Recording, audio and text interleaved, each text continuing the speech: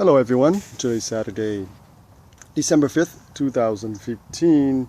What a gorgeous day in Southern California, like always. Sunny sky, temperatures around 65 to 75, beautiful, beautiful weather. So we're in the midst of fall, and as you know, autumn, it's pretty much the end of the season for most bearing fruit plants. So tomatoes, well, tomatoes can still you can still extend tomatoes if you protect them a little bit, but by far majority of our fruit-bearing plants are done for the season. So now, if you are growing plants in container, what do you do with the soil? So today, I'm going to talk about how to revitalize container soil to get the best out of it. Okay. So this is a 10-gallon container that I used before to grow stuff in it, to grow tomatoes. This one is a 5-gallon container. This here, I just use here as an example. This is a 3-gallon with a fig tree here. So there are 3 options, or maybe more than 3 options, but let's talk about 3 options. The first option that you often hear from expert or gardener is that once you grow a plant in container, once the season's over, just get rid of the soil and buy new organic soils and replace the old soil with the new soil. And that's perfectly fine. I think that's a good suggestion because the soils, once you grow one season, the next season, that soil is pretty much depleted of nutrients. And in a container, it's almost impossible to grow anything else the next season. But then again, what did you mean by getting rid of the soil? That's the part I really want to talk about. So I think they don't mean to get rid of soil and dumping the old soil into the trash. They probably don't mean that. They probably mean get rid of it, dump it into your backyard somewhere if you have a backyard. But if you're a frugal, if you're a frugal gardener like myself, you don't want to buy organic soil or whatever soil year after year. That can get pretty expensive. This is a 10-gallon container here, and if you grow a lot of plants in container in your backyard, it can be really expensive. Okay, now I'm strictly talking about organic container, organic soil.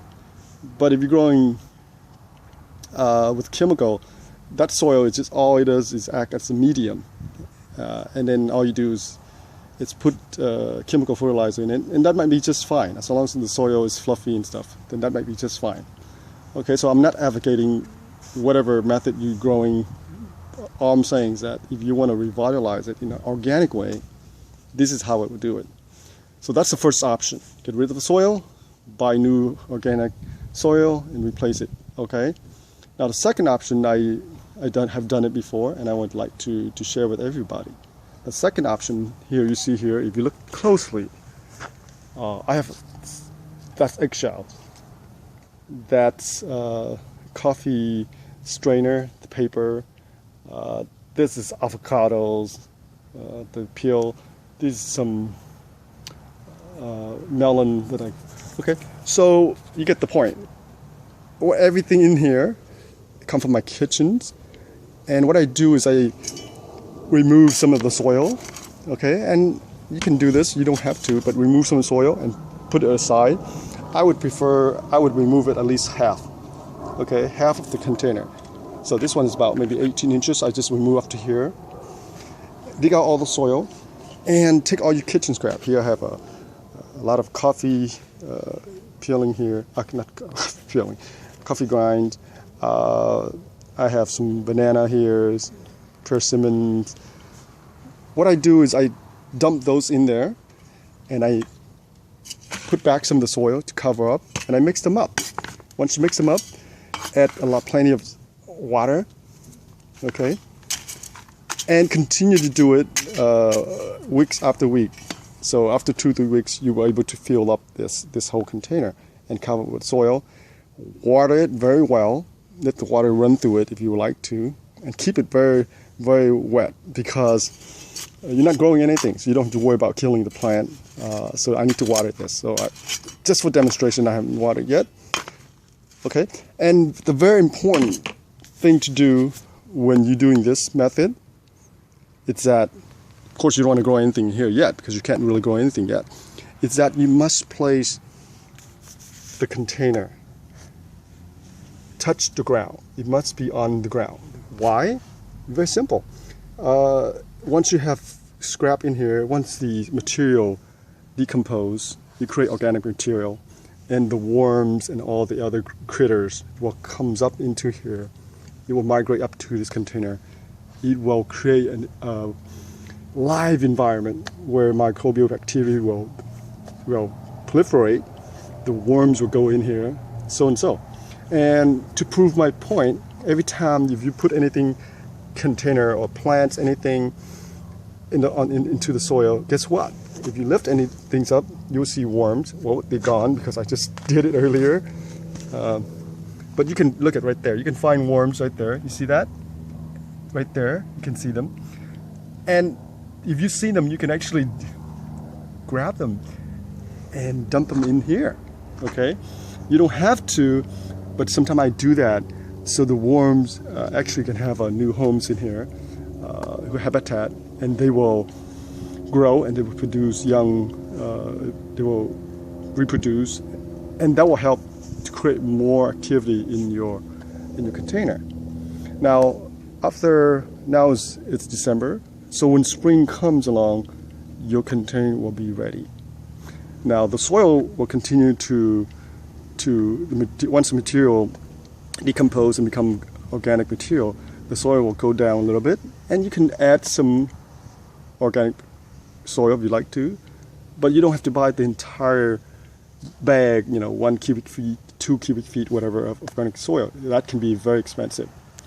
So that's a method I've been using in the past, and so far it has really worked for me, and this is the way I do it in terms of revitalizing the soil. Now the third option you can do is that once the soil, it's pretty much dry bone, depleted of nutrients, you can tell it's very dry. What you can do is take that container here, I'm just using this one as an example. This is actually a good soil here, but I'm just using this one as an example. Okay, now you can take this and dump it into your compost bin, outdoor compost bin, if you have one.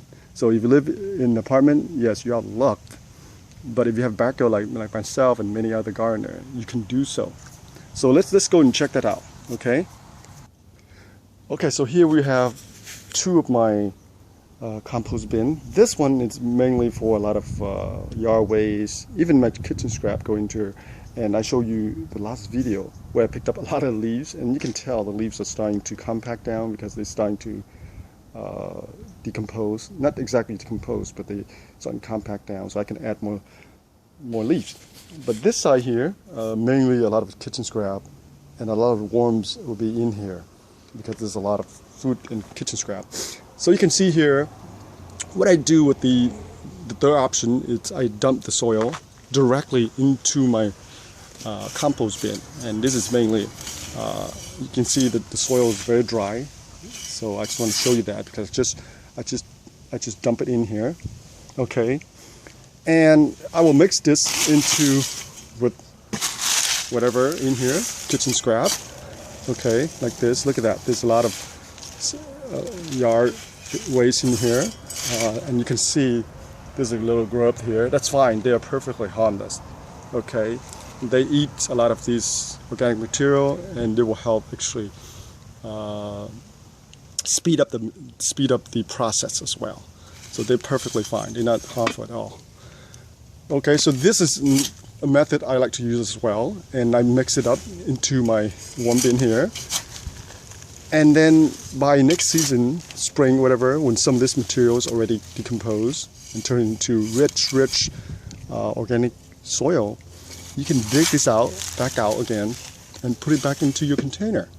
Voila! And you will have wonderful, rich nutrient soil with a lot of microbial activity with the worms in it. with some of the cocoon of the worms and baby worms and everything else in it. Now, if you don't have enough, then you can always buy the organic soil to fill up your container.